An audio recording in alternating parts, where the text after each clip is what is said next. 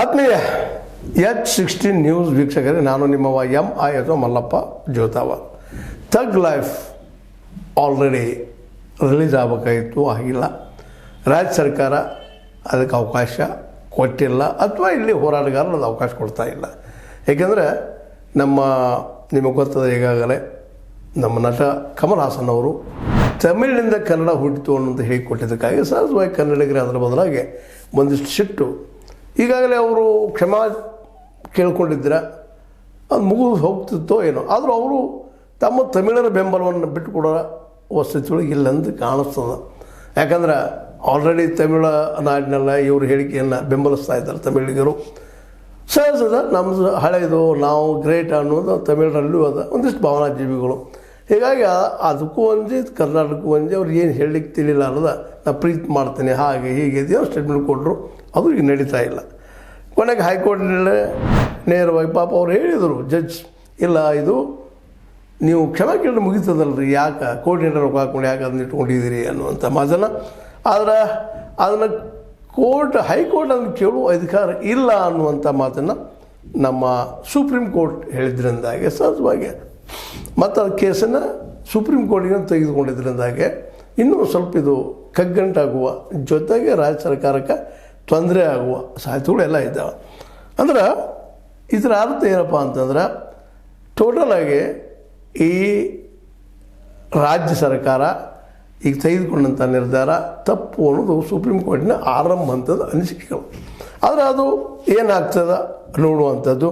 ಆದರೆ ಇಲ್ಲೇ supreme court ಹೇಳೋದು ಏನಪ್ಪ ಅಂತಂದ್ರೆ, ಇಲ್ಲೇ ಏನಪ್ಪ ಅಂತಂದ್ರೆ ಅದರಲ್ಲೂ ನಮ್ಮ ನ್ಯಾಯಮೂರ್ತಿ ಮನಮೋಹನ್ ಅವ್ರು ಹೇಳೋ ಪ್ರಕಾರ, ಕಾನೂನು ಪ್ರಕಾರ CBFC ಪ್ರಮಾಣ ಪತ್ರ ಇದ್ದರೆ ಮುಗಿದು ಹೋಯ್ತಪ್ಪ, ಅದು ನೀವು ಅದು ತೊಂದರೆ ಕೊಡ್ಲಿಕ್ಕೆ ಬರೋದಿಲ್ಲ, ಅದು ಮುಂದುವರ್ಸ್ಕೊಂಡು ಹೋಗಲೇಬೇಕಾಗ್ತದೆ ಅಂತ ಮಾತನ್ನು ಹೇಳ್ತಾ ಇದ್ದಾರೆ.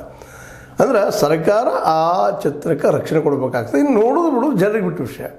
ಯಾಕಂದ್ರೆ ಜನರಿಗೆ ನೀವು ನೋಡ್ರಿ ಅಥವಾ ನೋಡಬೇಡ್ರಿ ಅಂತ ಹೇಳೋ ಹಕ್ಕು ಯಾರಿಗೂ ಇಲ್ಲ, ಅದು ಅವ್ರಿಗೆ ಬಿಟ್ಟಿದ್ದು. ಜನ ಏನು ಡಿಸಿಷನ್ ತಗೋತಾರೆ. ಆದರೆ ನೀವು ಸರ್ಕಾರ ಹಸ್ತಕ್ಷೇಪ ಮಾಡ್ತಾ ಇದ್ದೀರಿ. ಕೆಲವೊಂದಿಷ್ಟು ಏನೋ ಗುಂಡಾ ಪ್ರವೃತ್ತಿ ಮಾಡೋದು, ಅದರಲ್ಲೂ ಮುಖ್ಯವಾಗಿ ಮಂದಿರದಲ್ಲೇ ಪ್ರದರ್ಶನಗೊಂಡ್ರೆ ನಾವು ಬೆಂಕಿ ಹಚ್ಕೊಳ್ಳುವಂಥದ್ದು, ಅದೇ ಕಾಲಕ್ಕೆ ಯಾರೂ ವೀಕ್ಷಣೆ ಮಾಡಬಾರ್ದು ಧಮಕಿ ಕೊಡುವಂಥದ್ದು, ಇವೆಲ್ಲ ನಿಜವಾಗಿಯೂ ತಪ್ಪು, ಎಂಥವು ಹೇಳಲಿಕ್ಕೆ ಹೋಗಬಾರ್ದು ಅಂಥೇಳಿ ಸ್ಪಷ್ಟವಾಗಿ ಹೇಳ್ತಾ ಇದ್ದಾರೆ. ಹೀಗಾಗಿ ಈಗೆಲ್ಲ ಮಾಡಿದಾಗ ಸಹಜವಾಗಿ ನಾವು ನ್ಯಾಯಾಲಯ ಮಧ್ಯ ಪ್ರವೇಶ ಮಾಡಬೇಕಾಗ್ತದೆ. ಇದು ತಪ್ಪದಪ್ಪ ಅಂತ ಹೇಳಬೇಕಾಗ್ತದೆ. ಆ ಕಾರಣಕ್ಕಾಗಿ ಕಾನೂನು ಮತ್ತು ಮೂಲಭೂತ ಹಕ್ಕುಗಳನ್ನು ಕಾಪಾಡೋದು ಸುಪ್ರೀಂ ಕೋರ್ಟ್ನ ಕರ್ತವ್ಯ. ಇದು ಕೇವಲ ಸಿನಿಮಾಕ್ಕಂತಲ್ಲ, ಯಾವುದೇ ವಿಷಯ ಅದು ಮೂಲಭೂತ ಹಕ್ಕುಗಳದಾವೆ. ಅವ್ರು ನೋಡೋದು, ಮಾಡೋದು, ವಿಮರ್ಶೆ ಮಾಡೋದು, ಬರೆಯೋದು, ಓದೋದು, ಇವೆಲ್ಲ ಅವ್ರ ಹಕ್ಕುಗಳಿದಾವೆ. ಅದು ಅವ್ರು ನಾವು ಕೊಡಬೇಕಾಗಿದೆ ನಮ್ಮ ಸುಪ್ರೀಂ ಕೋರ್ಟಿನ ಕೆಲಸ ಅಂಥೇಳಿ ಇಬ್ಬರು ನ್ಯಾಯಮೂರ್ತಿಗಳು, ಒಬ್ಬರು ಉಜ್ವಲ್ ಭೋಯಾನ್ ಅಂತೇಳಿ, ಇನ್ನೊಬ್ಬರು ಮನಮೋಹನ್ ಅಂತೇಳಿ, ಇವರಿಬ್ಬರು ಸ್ಪಷ್ಟವಾಗಿ ಪ್ರದರ್ಶನಗೊಳ್ಬೇಕಾದನ್ನು ಅನ್ನೋ ದಿಶೆಯಲ್ಲಿ ತಮ್ಮ ಮಾತಾಡಿದ್ದಾರೆ. ಇನ್ನೂ ಮತ್ತೊಂದು ಡೇಟನ್ನು ಕೊಟ್ಟಿದ್ದಾರೆ, ಅದ್ರ ಬಗ್ಗೆ ಚರ್ಚೆ ಮಾಡಿದ್ರೆ ಆಯ್ತು ಅಂತೇಳಿ. ಅದ್ರ ಆರಂಭದಲ್ಲಿ ಮಾತ್ರ ಸ್ಟೇಟ್ ಗೌರ್ಮೆಂಟಿಗೆ ಒಂದು ಸ್ವಲ್ಪ ತರಾಟೆ ತೆಗೆದುಕೊಂಡಾರ, ಇವಾಗ ಮಾಡೋ ಅಧಿಕಾರ ಇಲ್ಲ, ಮಾಡಬಾರ್ದಾಗಿತ್ತು ಅಂತೇಳಿ.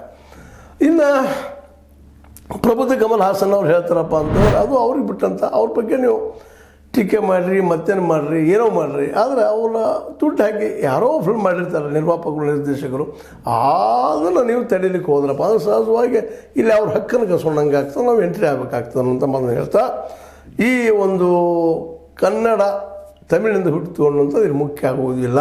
ಅದು ಅವರವ್ರ ವೈಯಕ್ತಿಕವಾದ ವಿಷಯಗಳು. ಅವ್ರನ್ನ ಕನ್ವಿನ್ಸ್ ಮಾಡಬೇಕಾಗಿದ್ದು ನಿಮ್ಮ ಕರ್ತವ್ಯ, ಅದನ್ನು ಮಾಡಿರಿ. ಆದರೆ ಅದನ್ನು ಈ ಸಿನಿಮಾದ ಮೇಲೆ, ನಮ್ಮ ಥಗ್ ಲೈಫ್ ಮೇಲೆ ತರಲಿಕ್ಕೆ ಹೋಗಬೇಡ್ರಿ ಅನ್ನುವಂಥದ್ದು ಸುಪ್ರೀಂ ಕೋರ್ಟಿನ ನೇರವಾದ ಅಭಿಪ್ರಾಯ. ಅಂದರೆ ಇದರ ಅರ್ಥ ಏನಪ್ಪ ಅಂತಂದ್ರೆ, ಅವ್ರು ಹೇಳೋದಿಷ್ಟೇ, ಬೆದರಿಸಿ ನೀವು ಚಿತ್ರಮಂದಿರಕ್ಕೆ ಹೋಗೋದನ್ನು ಬಿಡಿಸೋದು ತಪ್ಪ ಅನ್ನುವಂಥದ್ದು. ಈ ಬೆದರಿಗೆ ಹಾಕೋದು, ಗುಂಡಾಯಿಸಮ್ ಮಾಡೋದು, ಮತ್ತೇನು ಮಾಡೋದು, ಸ್ಟ್ರೈಕ್ ಮಾಡೋದು, ಇವೆಲ್ಲರೂ ಇನ್ನೊಬ್ಬರ ಹಕ್ಕುಗಳನ್ನು ಕಸಿಯುವಂಥವಾಗಿ ಕೊಡೋದು ಅನ್ನುವಂಥ, ವೈಯಕ್ತಿಕ ಹಕ್ಕುಗಳನ್ನು ಕಸ್ಕೊಳ್ಳುವಂಥದ್ದಾಗಬಾರ್ದು ಅಂತೇಳಿ. ಈ ಹಿನ್ನೆಲೆಯಲ್ಲೇ ಒಂದಿಷ್ಟು ಕರ್ನಾಟಕದ ಜನರಿಗೇನ್ರಿ ಅಥವಾ ಇಲ್ಲಿ ಹೈಕೋರ್ಟಿಗಾಗಲಿ ಒಂದೇನೋ ಹಿಂದಿಜ್ಜೆ ಆಗಿರ್ಬೋದು, ಹಿನ್ನಡೆ ಆಗಿರ್ಬೋದು.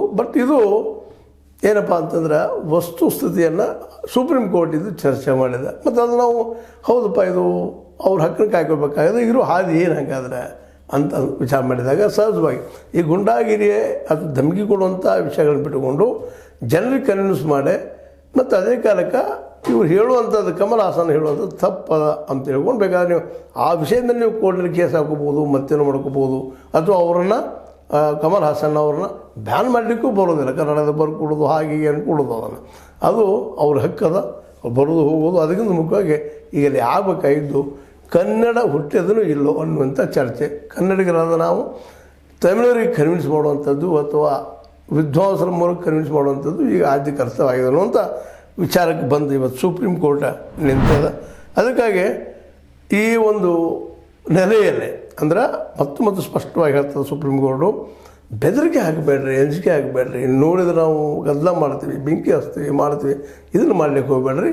ಯಾಕಂದರೆ ನೋಡುವ ಮತ್ತು ಅದನ್ನು ಆಸ್ವಾದಿಸುವಕ್ಕೆ ಎಲ್ಲರಿಗೂ ಅದ. ಅವ್ರು ನೋಡೋದು ಬಿಡೋದು ಅವ್ರಿಗೆ ಬಿಟ್ಟು ವಿಷಯ. ಅವ್ರು ಸ್ವತಃ ನಿರ್ಧಾರ ಮಾಡಬೇಕು. ನಾವು ಸುಪ್ರೀಂ ಕೋರ್ಟ್ ಆಗಿರ್ಬೋದು, ಹೈಕೋರ್ಟ್ ಆಗಿರ್ಬೋದು, ಮತ್ತವರಾಗಿರ್ಬೋದು ನಿರ್ಧಾರ ಮಾಡಲಿಕ್ಕೆ ಬರೋದಿಲ್ಲ.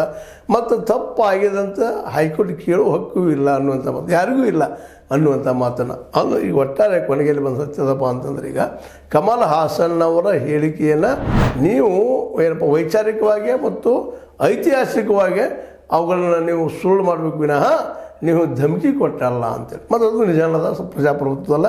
ಧಮಕಿ ಕೊಡೋದು, ಬೆದರಿಸೋದು, ಮಾಡೋದು, ಬೆಂಕಿ ಹಚ್ಚೋದು ಇವೆಲ್ಲ ಇಲ್ಲಿಗಲ್ ಗುಂಡಾಗಿರಿಗಳು ಆಗ್ತಾವೆ. ಅದನ್ನು ವಿರೋಧಿಸುವಂಥ ಮಾತು ಸುಪ್ರೀಂ ಕೋರ್ಟ್ ಹೇಳಿದೆ ಮತ್ತು ಸುಪ್ರೀಂ ಕೋರ್ಟ್ ಮಾತು ಸತ್ಯದ. ಅದಕ್ಕಾಗಿ ನಾವೀಗ ನಮ್ಮ ಮುಂದಿರುವಂಥದ್ದು ಏನಪ್ಪ ಅಂದರೆ ಎಲ್ಲ ಕನ್ನಡಿಗರು ಒಕ್ಕಟ್ಟಿನಿಂದ ಆ ಚಿತ್ರವನ್ನು ನೋಡೋದನ್ನು ನಾವು ಬಹಿಷ್ಕಾರಕ್ಕೆ ಹೋಗೋದೇ ಇರುವಂಥದ್ದು ಅಂತ. ಇನ್ನು ಇರುವಂಥದ್ದು ಏನಪ್ಪ ಅಂದರೆ ಕನ್ನಡಿಗರ ಈ ದಿಶೆಯಲ್ಲೇ ನಿರ್ಧಾರ ತೆಗೆದುಕೊಂಡ ಕಮಲ್ ಹಾಸನ್ರ ಒಟ್ಟಾರೆ ಚಿತ್ರಗಳನ್ನು ನೋಡೋದನ್ನು ಅವ್ರವ್ರು ಸ್ವತಃ ಬಿಡಬೇಕು ವಿನಃ ಸರ್ಕಾರ ಆಗಿರ್ಬೋದು ಅಥವಾ ಕಾನ್ಸ್ಟಿಟ್ಯೂಷನಲ್ಲೇ ಆಗಿರ್ಬೋದು ಅದನ್ನು ಹೈಕೋರ್ಟ್ ಆಗಿರ್ಬೋದು, ಸುಪ್ರೀಂ ಕೋರ್ಟ್ ಆಗಿರ್ಬೋದು ಬ್ಯಾನ್ ಮಾಡಲಿಕ್ಕೆ ಬರೋದಿಲ್ಲ ಅನ್ನುವಂಥ ಮಾತನ್ನು. ಮತ್ತು ಅದೇ ಕಾಲಕ್ಕೆ ಅದು ಬೆದರಿಸಿ ಬಂದ್ ಮಾಡುವಂಥ ಇನ್ನೂ ತಪ್ಪು ಅನ್ನುವಂಥ ಮಾತನ್ನು ಈಗಾಗಲೇ ಆ ಒಂದು ಈ ಚಿತ್ರ ನಿರ್ದೇಶಕರು ಅಥವಾ ಅದರ ನಿರ್ಮಾಪಕರು ಅವ್ರು ಏನು ಹೇಳ್ತಾ ಇದ್ದಾರಪ್ಪ ಅಂದರೆ ಬೆದರಿಸಿ ನೋಡೋದನ್ನು ಬಿಡಿಸ್ತಾ ಇದ್ದಾರೆ ಅನ್ನುವಂಥ ವಾದನ ಮಾಡಿದ್ದಾರೆ.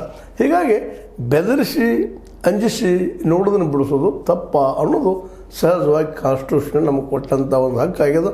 ಆ ದಿಶೆಯಲ್ಲೇ ನಾವು ಕನ್ನಡಿಗರು ತಮಿಳಿನಿಂದ ಅಥವಾ ತಮಿಳು ಭಾಷೆಯಿಂದ ಕನ್ನಡ ಹುಟ್ಟಿಲ್ಲ ಅನ್ನೋದು ತೋರಿಸ್ಬೇಕಾಗಿದೆ. ಇರುವಂಥ ಹಾದಿ ನಾವು ಸ್ವಯಂ ಪ್ರೇರಿತವಾಗಿ ಪ್ರತಿಯೊಬ್ಬರು ಆ ಫಿಲ್ಮನ್ನು ನೋಡೋದೇ ಹೋದ್ರೆ ಸಹಜವಾಗಿ ಅದು ಗೋ ಬ್ಯಾಕ್ ಆಗಿಯೇ ಆಗ್ತದೆ. ಅದರ ಬದಲಾಗಿ ಸ್ಟ್ರೈಕ್ ಮಾಡೋದು ಮತ್ತೇನು ಮಾಡೋದು ಅಂಥದಕ್ಕಿಂತಲೂ ನಾವು ಅವ್ರನ್ನ ಕನ್ವಿನ್ಸ್ ಮಾಡಬೇಕು. ಒಂದು ಕಮಲ್ ಹಾಸನ್ ಅವ್ರನ್ನ ಕನ್ವಿನ್ಸ್ ಮಾಡೋ ಜೊತೆಗೆ ಅವ್ರಿಗೆ ಇಲ್ಲಪ್ಪ ನೀವು ಇದು ತಪ್ಪು ಹೇಳಿದ್ದೀರಿ ಅನ್ನೋದನ್ನು ಕನ್ವಿನ್ಸ್ ಮಾಡೋ ಜೊತೆಗೆ ಆ ವಾದವನ್ನು ತಿರಸ್ಕಾರ ಮಾಡಿ ಆ ಮ್ಯಾಕ್ಸಿಮಮ್ ಮಾಡುವಂಥದ್ದು ಏನಪ್ಪ ಅಂದರೆ ಕಮಲ್ ಹಾಸನ್ರ ಚಿತ್ರಗಳನ್ನು ನೋಡೋದನ್ನು ಎಲ್ಲರೂ ಸಾರ್ವಜನಿಕವಾಗಿ ನಿಲ್ಲಿಸಿಬಿಡುವಂಥ ಕೆಲಸ ಮಾಡುವಂಥದ್ದು. ಯಾಕಂದರೆ ಕನ್ನಡದ ಕುರಿತಾಗಿ ಅವ್ರು ಆಡಿದಂಥ ಮಾತು ಕೀಳರಿಮೆಯಿಂದ ಅಂತ ಅನ್ನೋಕ್ಕಿಂತಲೂ ತಮ್ಮ ಶ್ರೇಷ್ಠ ತಮಿಳು ಅನ್ನುವಂಥ ಭಾವನೆಯಿಂದ ಮಾತಾಡಿದ್ದಾರೆ. ಹಾಗಂತೇಳಿ ಕನ್ನಡವನ್ನು ದ್ವೇಷ ಮಾಡ್ತಾರಂತಲ್ಲ, ಆದರೆ ಅವ್ರಿಗೆ ಭ್ರಮೆ ಅದ ಎಲ್ಲ ಈ ತಮಿಳಿನಿಂದ ಕನ್ನಡ ಹುಟ್ಟಿದೆ ಅನ್ನುವಂಥದ್ದು. ಈ ಭ್ರಮೆಯನ್ನು ಹೋಗಲಾಡಿಸೋರು ಒಂದು ಇಲ್ಲ, ಅದನ್ನು ತಿರಸ್ಕಾರ ಮಾಡಿರಿ. ಅದಕ್ಕಿಂತ ಮುಖ್ಯವಾಗಿರುವಂಥದ್ದು ಏನಪ್ಪ ಅಂದ್ರೆ ನಾವು ಕನ್ನಡಿಗರು ಹೌದಪ್ಪ ನಮಗೆ ನೋವಾಗ್ಯದ ಅಂತ ಅನ್ನುವಂಗಿದ್ರೆ ಆ ಫಿಲ್ಮನ್ನು ನೋಡುವಂಥ ಬಿಟ್ಟು ಬಿಡುವಂಥದ್ದು. ಒಟ್ಟಾರೆಯಾಗಿ ನಮ್ಮನ್ನು ನಾವು ಸ್ವಪ್ರೇರಣೆಯಿಂದ ನೋಡೋದು ಬಿಟ್ಟರೆ ಯಾವ ಸುಪ್ರೀಂ ಕೋರ್ಟ್ ನಮಗೇನು ಮಾಡಲಿಕ್ಕೆ ಆಗೋದಿಲ್ಲ, ಹೈಕೋರ್ಟ್ ಏನು ಮಾಡಲಿಕ್ಕೆ ಆಗೋದಿಲ್ಲ. ಆದರೆ ವಾಸ್ತವವಾಗಿ ಇವತ್ತು ಕಮಲ್ ಹಾಸನ್ ಅವರದ್ದು ಚಿಂತನೆ ಮಾಡಬೇಕಾಗಿದೆ. ತಾವು ಮಾತಾಡಿದ್ದು ಮಾಡಿದ್ದು ತಪ್ಪದ ಅನ್ನುವಂಥದ್ದು ಕೇವಲ ಯಾರದೋ ಒಂದು ಮಾತನ್ನು ಕೇಳಿಕೊಂಡು ಸ್ವತಃ ತಾವು ಭಾಷಾ ತಜ್ಞರೂ ಅಲ್ಲ ಏನೂ ಅಲ್ಲ, ಕೇವಲ ತಮಿಳಿನ ಮೇಲಿನ ಹೆಮ್ಮೆಯಿಂದ ಮತ್ತು ಮಾತೃಭಾಷೆ ಅವ್ರಿಗೆ ಇರೋದರಿಂದ ಅದು ಶ್ರೇಷ್ಠ ಅಂತ ಹೇಳೋದಕ್ಕೆ ಹೋಗುವಂಥ ವಿಷಯ ಮಾತ್ರ ತಪ್ಪಿದು. ಇದನ್ನು ಯಾರೂ ಒಪ್ಪೋದಿಲ್ಲ.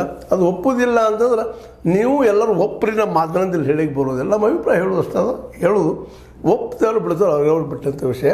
ಒಟ್ಟಾರೆಯಾಗಿ ಕಮಲ್ ಹಾಸನ್ರ ಒಂದು ಏನದ ತಪ್ಪು ಒಂದು ಅದ್ರ ಕನ್ವಿನ್ಸ್ ಮಾಡಿದ್ರೆ ನೀವು ತಪ್ಪಿದ್ದೀರಪ್ಪ ಅಂದರೆ, ಇಲ್ಲ ಅಂದರೆ ಅವ್ರ ಫಿಲ್ಮ್ಗಳನ್ನು ಟೋಟಲಾಗಿ ನಾವು ನೋಡಿ ನಾವು ಏನಪ್ಪ ಅಂದ್ರೆ ನಿಷೇಧ ಮಾಡ್ಕೊಂಡ್ಬಿಟ್ಟು ಮುಗಿದೋಗ್ಬಿಡ್ತದೆ ಅಂತೇಳಿ ಒಂದು ಸಾಮಾನ್ಯ ಅನಿಸಿಕೆ. ಇದು ನಿಮಗೇನು ಅನ್ನಿಸ್ತದೆ?